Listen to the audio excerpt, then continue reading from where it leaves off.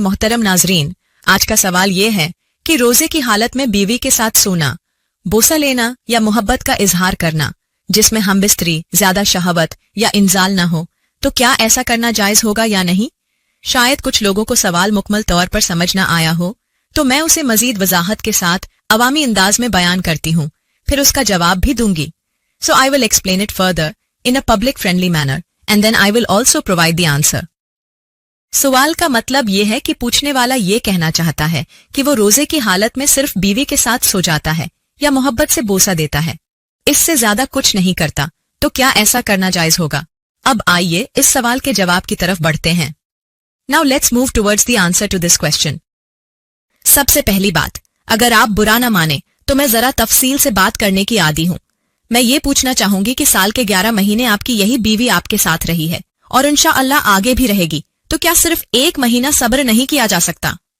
ये वही मुबारक महीना है जो रहमतों और बरकतों से भरा हुआ है, जिसमें थोड़ी सी इबादत पर भी ज्यादा अजर मिलता है. तो क्यों ना हम इस महीने को अपने गुनाहों की माफी मांगने और अपने रब को राजी करने में गुजारें. So why not spend this month seeking forgiveness for our sins and pleasing our Lord?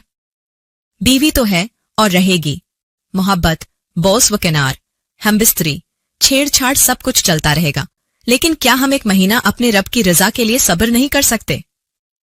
हाँ, ऐसा भी नहीं है कि पूरे रमजान में हम बिस्तरी ममनुआ हो, बल्कि इफ्तार से सहरी तक का वक्त मौजूद है, इसमें जो चाहे कर सकते हैं, लेकिन रोजे की हालत में ये सब करना जरूरी तो नहीं है. अब सवाल के शरही जवाब की तरफ आते हैं. अच्छा, पहले वीडियो को लाइक तो कर लें और चैनल को सब्सक्राइब भी कर लें. सवाल था कि रोजे की हालत में बीवी के साथ सोना या बोस व किनार करना जायज है या नहीं. इसका जवाब ये है कि उसके जवाज और आदम जवाज की कुछ शराइत हैं. अगर आपको अपने नफ्स पर मुकम्मल काबू है और बीवी के साथ सोने या बोसा लेने से शहवत इतनी न बढ़े कि आप हमबिस्तरी कर बैठें या अंजाल हो जाए, तो फुकहा कराम ने उसे जायज करार दिया है. लेकिन अगर ये अंदेशा हो कि ऐसा करने से रोजा खराब हो सकता है, तो ऐसी सूरत में एहतियात करना बेहतर है. But if there is a risk that this might invalidate the fast, then it is better to exercise caution in such a situation. दरअस्त बात यही है कि रोजा इबादत है जो तकवा और परहेजगारी पैदा करने के लिए रखा जाता है.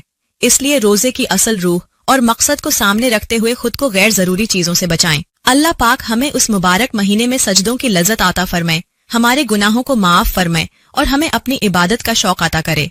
आमीन.